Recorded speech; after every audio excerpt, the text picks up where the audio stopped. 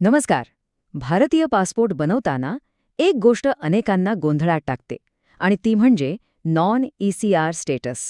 तर आजच्या या भागात आपण याचबद्दल सविस्तर बोलणार आहोत. हो, पासपोर्टची कागदपत्र हाताळणं कधीकधी किचकट वाटू शकतं. आणि त्यातलाच एक महत्त्वाचा मुद्दा म्हणजे नॉन ECR.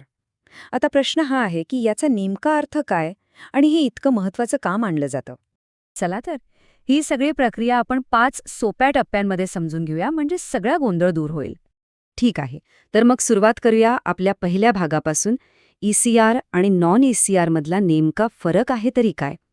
बघा, ही सिस्टम मुळात काही विशिष्ट देशांमध्ये जाणाऱ्या भारतीय कामगारांचं हित जपण्यासाठी तयार करण्यात आली होती.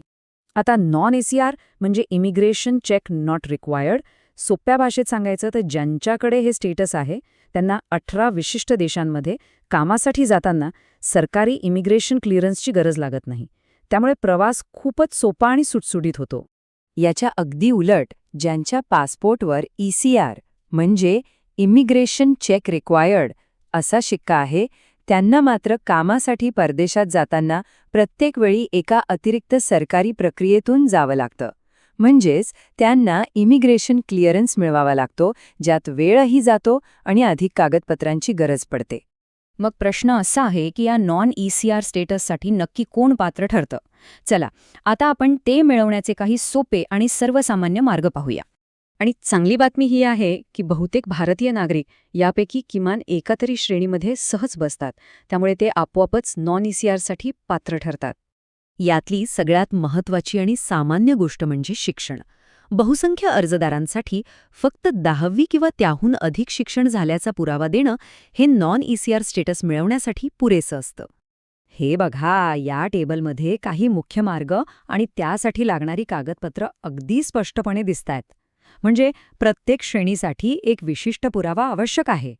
ठीक आहे, आता आपल्याला पात्रतेच्या कॅटेगरीज तर समजल्या आहेत. चला तर मग आपलं स्टेटस सिद्ध करण्यासाठी नक्की कोणती कागदपत्र लागतील यावर एक नजर टाकूया. बरं, जे आयकर भरतात त्यांच्यासाठी कर भरल्याचा अधिकृत पुरावा सादर करणं गरजेचं आहे.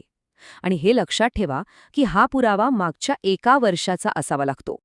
आणि हो, इथे खूप महत्त्वाची गोष्ट लक्षात ठेवायला हवी. जर कोणी निल इन्कम टॅक्स रिटर्न भरत असेल तर ते या कॅटेगरीमध्ये पात्र ठरणार नाहीत. म्हणजे प्रत्यक्ष कर भरल्याचा पुरावा असणं अगदी आवश्यक आहे. आता जे लोक 3 वर्षांपेक्षा जास्त काळ परदेशात राहिले आहेत त्यांच्यासाठी काय? त्यांच्यासाठी पुरावा म्हणजे त्यांच्या पासपोर्टवर असलेल्या शिक्क्यांच्या आधारे तयार केलेलं एक सविस्तर स्वयंघोषित स्टेटमेंट. आता एका महत्त्वाच्या आणि थोड्या वेगळ्या गोष्टीकडे वळूया. वयावर आधारित पात्रतेचे नियम हे अर्जदार कुठे राहतो यानुसार थोडेसे बदलतात. इथे आपण पाहू शकतो की जम्मू आणि काश्मीरमधील महिला अर्जदारांसाठी ज्येष्ठ नागरिक म्हणून पात्र ठरण्यासाठी वयोमर्यादेचे नियम उर्वरित भारतापेक्षा थोडे वेगळे आहेत. चला, शेवटच्या टप्प्याकडे येऊया. एकदा का सगळी कागदपत्र तयार झाली की अर्जदाराने पुढे कुठे जायचं हे समजून घेण्यासाठी आपण नागपूर विभागाचं एक उदाहरण घेऊया. हे बघा, सगळ्यांसाठी एकच प्रणाली नाहीये. लोकांच्या सोयीनुसार मोठ्या शहरांपासून ते लहान शहरांपर्यंत वेगवेगळ्या प्रकारची पासपोर्ट केंद्र उपलब्ध करून देण्यात आली आहेत. साधारणपणे 3 प्रकारची केंद्र असतात.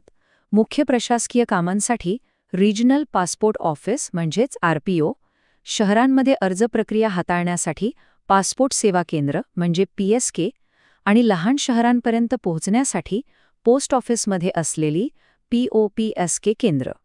तर या सगळ्या चर्चेचा सार काय? अगदी सोपा आहे. आपली पात्रता श्रेणी ओळखून योग्य कागदपत्र वेळेवर तयार ठेवणं हीच यशस्वी पासपोर्ट अर्जाची गुरुकिल्ली आहे. आता ही सगळी माहिती मिळाल्यानंतर नॉन ECR स्टेटस मिळवण्यासाठी आपला मार्ग कोणता असेल याचा विचार नक्कीच करता येईल.